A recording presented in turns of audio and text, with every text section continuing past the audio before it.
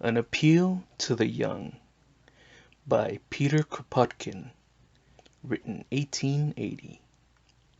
It is to the young that I wish to address myself.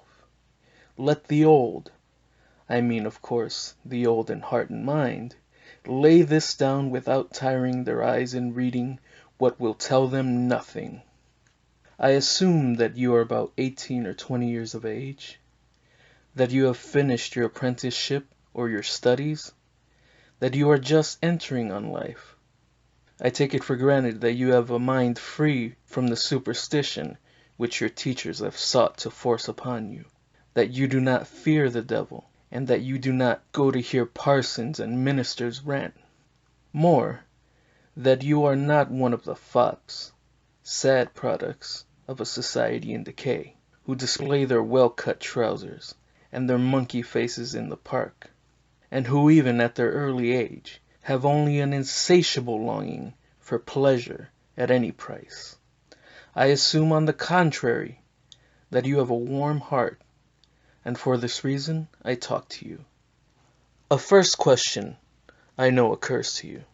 You have often asked yourself, what am I going to be?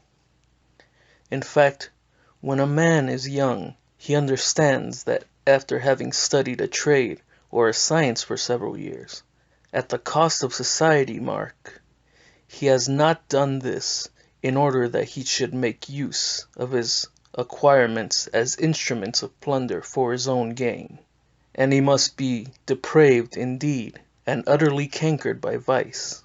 Who has not dreamed that one day he would apply his intelligence, his abilities, his knowledge to help on the enfranchisement of those who today grovel in misery and in ignorance? You are one of those who has had such a vision, are you not? Very well, let us see what you must do to make your dream a reality. I do not know in what rank you were born. Perhaps, favored by fortune, you have turned your attention to the study of science. You are to be a doctor, a lawyer, a man of letters, or a scientific man. A wide field opens up before you. You enter upon life with extensive knowledge, with a trained intelligence. Or, on the other hand, you are perhaps only an artisan, whose knowledge of science is limited by the little you learned at school. But you have had the advantage of learning at first hand what a life of exhausting toil is the lot of the worker of our time. To the intellectuals, to doctors. I stop at the first supposition, to return afterwards to the second. I assume, then, that you have received a scientific education. Let us suppose you intend to be a doctor. Tomorrow a man attired in rough clothes will come to fetch you to see a sick woman. He will lead you into one of those alleys where the neighbors opposite can almost shake hands over the heads of passers-by.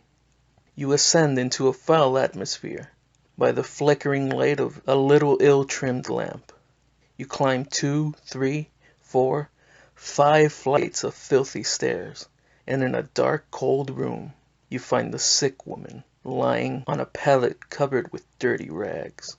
Pale, livid children, shivering under the scanty garments, gaze with their big eyes wide open. The husband has worked all his life, 12 or 13 hours a day, at no matter what. Now he has been out of work for 3 months. To be out of employment is not rare in his trade. It happens every year, periodically. But formerly, when he was out of work, his wife went out as a charwoman, perhaps to wash your shirts. Now she has been bedridden for 2 months, and misery glares upon the family in all its squalid hideousness. What will you prescribe for the sick woman, doctor? You have seen at a glance that the cause of her illness is a general anemia, want of good food, lack of fresh air. Say a good beefsteak every day, a little exercise in the country, a dry and well-ventilated bedroom. What irony! If she could have afforded it, this would have been done long since without waiting for your advice. If you have a good heart, a frank address, an honest face, the family will tell you many things. They will tell you that the woman on the other side of the partition, who coughs a cough which tears your heart, is a poor ironer. That a flight of stairs lower down, all the children have the fever. That the washwoman who occupies the ground floor will not live to see spring. And that in the house next door, things are worse. What will you say to all these sick people? Recommend them generous diet, change of air, less exhausting toil? You only wish you could, but you daren't, and you go out heartbroken with a curse on your lips. The next day, as you still brood over the fate of the dwellers in this doghouse, your partner tells you that yesterday a footman came to fetch him, this time in a carriage. It was for the owner of a fine house, for a lady worn out with sleepless nights, who devotes all her life to dressing, visits, balls, and squabbles with a stupid husband. Your friend has prescribed for her a less preposterous habit of life, a less heating diet, walks in the fresh air, and an even temperament, and, in order to make up in some measure for the want of useful work, a little gymnastic exercise in her bedroom. The one is dying because she has never had enough food, nor enough rest in her life. The other pines because she has never known what work is since she was born. If you are one of those characterless natures who adapt themselves to anything, who at the sight of the most revolting spectacles console themselves with a gentle sigh, then you will gradually become used to these contrasts and the nature of the beast favoring your endeavors. Your sole idea will be to maintain yourself in the ranks of pleasure seekers, so that you may never find yourself among the wretched.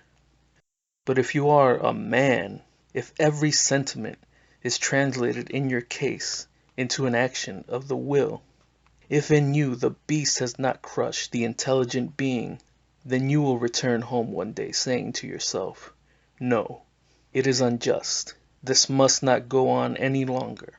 It is not enough to cure diseases. We must prevent them. A little good living and intellectual development would score off our lists half the patients and half the diseases. Throw physic to the dogs. Air, good diet, less crushing toil. That is how we must begin. Without this, the whole profession of a doctor is nothing but trickery and humbug. That very day you will understand socialism. You will wish to know it thoroughly, and if altruism is not a word devoid of significance for you, if you apply to the study of the social question the rigid induction of the natural philosopher, you will end by finding yourself in our ranks, and you will work as we work, to bring about the social revolution.